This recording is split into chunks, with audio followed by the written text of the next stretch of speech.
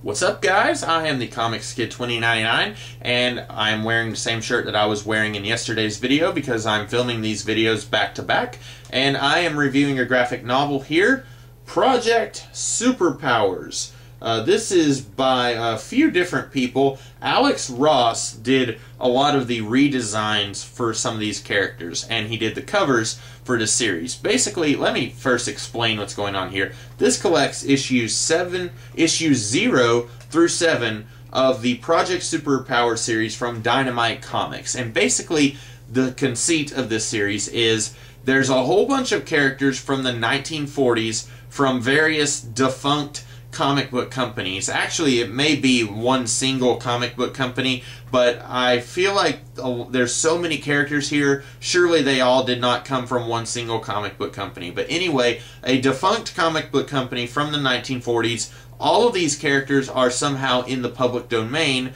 and so Dynamite Comics decided we're going to do a revival using all of those old characters. Now, there have been several different kinds of stories that are sort of like that. There was one somewhat recently called The 12 by J. Michael Straczynski, and there was another one by Marvel Comics. I think it was called Mystery Men. So there have been a few different stories that have kind of tried to do this same sort of thing where they take existing characters from the 1940s that people are not very familiar with, and then they try to do a revival series that puts those characters in the modern day. And that's what happens here.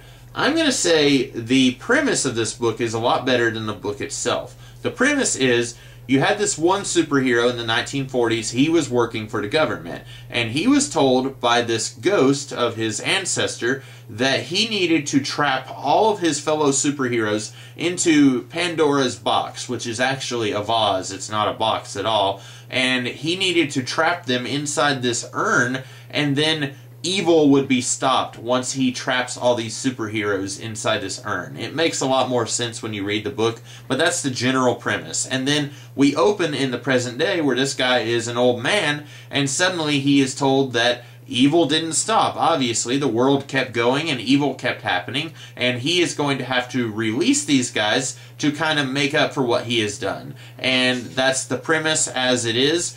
Honestly, it's not a bad premise. I really like the idea of taking these characters from the 1940s and setting them loose in the world and telling stories in a new environment with these classic characters. And since these characters come from the 1940s, I'm going to have to say this, a lot of times in the 1940s, characters did not really have a distinct personality. You could read a story of Batman and a story of Green Arrow and a story of Superman, and all of these stories, the only real way that you could tell a character apart was by what costume they were wearing. Superman did not have a personality that was wholly distinct from Batman. Likewise, neither one of those guys would have a personality that was wholly distinct from Green Arrow or whatever, because really back then they were just trying to create stories. They were doing it for the paycheck, I want to say. I mean, it wasn't until the 1960s when people really became passionate about doing these stories and doing them well. Before then, it was mostly just, we're just doing stuff for the money. And that may sound kind of mean, but that was basically what it was like. So, with these characters, you got characters like the Death-Defying Devil, the Black Terror, Hydro, Masquerade, Pyro. You got a lot of these characters who they were basically a blank slate. And so all of these creators here, Alex Ross, who was involved with kind of redesigning some of them. Of course, a lot of these characters, it's the same costume that they had way back when. And then you got, let me find the credits here. The story is also partly by Alex Ross. And Jim Krueger, who has worked with Ross before on the Earth X stuff from Marvel Comics, as well as the Justice miniseries from DC Comics. And then the script is by Krueger, and the art is by a few different guys who I am not familiar with. Steven Sadowski and Douglas Klaba and Carlos Paul, and then Alex Ross does the covers. Specifically, what do I not like about this book? First of all, I have to say it's just not written very well. There are numerous instances in this book where characters are talking, and out of nowhere, it just seems like I'm missing a page or something, where they're talking and suddenly the conversation is just in an entirely different place, and I'm like going back and making sure that I didn't miss something. And no, I didn't miss something unless the book is just printed weird and they skipped a few pages. Usually it's just really clunky, really bad writing, where a character might say something like, I'm the only person who can kill you. I'm not going to let anyone kill you. And then they leave that person somewhere, and then later they're talking about, yeah, I wish I hadn't let that guy over there to die. Well, you were just saying that you weren't going to let anyone kill him. Why did you leave him there? And it's stuff like that. That's an actual scene in this book. I'm not going to go into the details about it, but there's a lot of stuff like that where characters are talking to each other, and then something happens and I feel like I missed a scene or something. That happens quite a bit.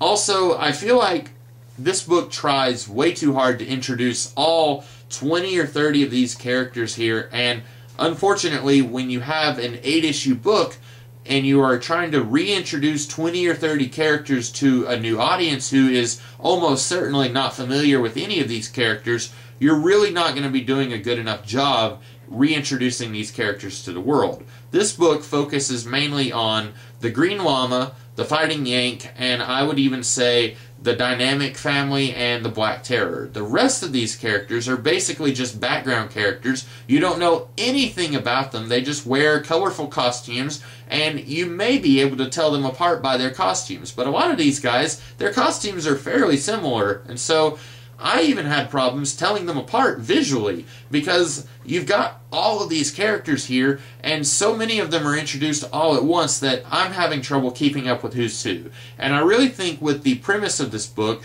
after the urn, Pandora's urn, is broken, they really should have had 4 or 5 characters come back out of the urn, and then the rest of these characters can come back in later volumes. Because the way they do it, once the urn is broken, it's not like they all just poof out of it all at once. Like the Black Terror, he comes out of the ground right outside the building where the urn is broken. But then the death-defying devil, who incidentally, that's this guy here on the cover, originally in the 1940s, his name was Daredevil, and then in the 60s you have Daredevil that everyone knows and loves. So when Dynamite did this relaunch, they had to change his name to Devil, and they pretended like that was always his code name. Devil, he shows up in France somewhere. So like all of these superheroes are popping up all over the world after they've been released, and I feel like with the conceit being that they're just kind of popping up here and there, they did not have to have all of these characters show up in this volume. There was at least 2 more volumes after this one. They could have done, oh, this guy is now showing up in Egypt. Let's go and talk to him. Let's meet him. Let's learn more about him. They did not have to throw all these guys into the story all at once. Beyond that, the art, it is very inconsistent. Sometimes I really like it, and then sometimes I feel like it's very rushed. It's kind of sketchy. It's kind of bloody. I can't really tell what's going on a lot of times. And unfortunately, since the only artist here that I know is Alex Ross, who does the covers, the rest of these guys, I don't know which one is doing the art that I like and which ones are doing the art that I don't like. So, unfortunately, I'm not a huge fan of the art for the most part. I feel like if I had read this book 10 years ago, I would have loved it.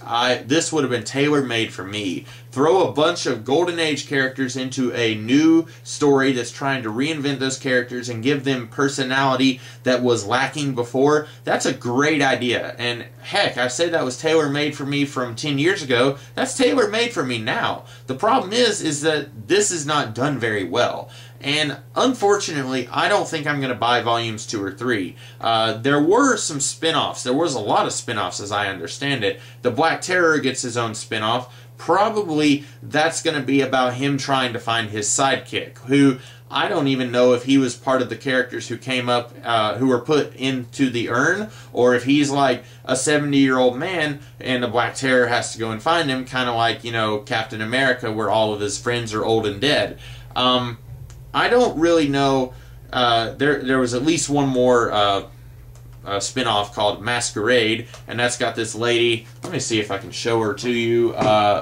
There she is, the one right there. Basically Carmen Sandiego, and she's kind of a two-fisted pulp character like all these guys. Honestly, the thing is, I feel like the people involved with this, they were more trying to create a franchise than they were trying to tell a good story. And I feel like it's okay to build a franchise. There's a lot of franchises out there, and some of them are really good. But I feel like you need to, first and foremost, tell a good story. Have the basis of the franchise be good and solid. Tell a really excellent Volume 1, and then if 2 or 3 spin-offs are merited, fine, go for it, and tell really good stories. I feel like this is a mediocre story, and I feel like already at this point, before issue 7 was even done, they were already trying to set up a Black Terror miniseries and a Masquerade miniseries, and I feel like they were trying too hard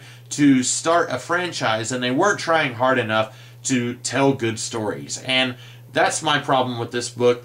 I wanted to love this. I really wanted to love this, because I remember when this was first coming out, I had bought the first couple of issues, and then back then I had way limited funds, and I did not have enough money to keep buying an ongoing, and that's when I found out it was an ongoing after like the first or second issue, so I did not keep buying, but I really loved what I read way back then. And then when I read it this time, I still liked the first couple of issues, but I think it got worse as I kept reading. I'm going to say don't buy this.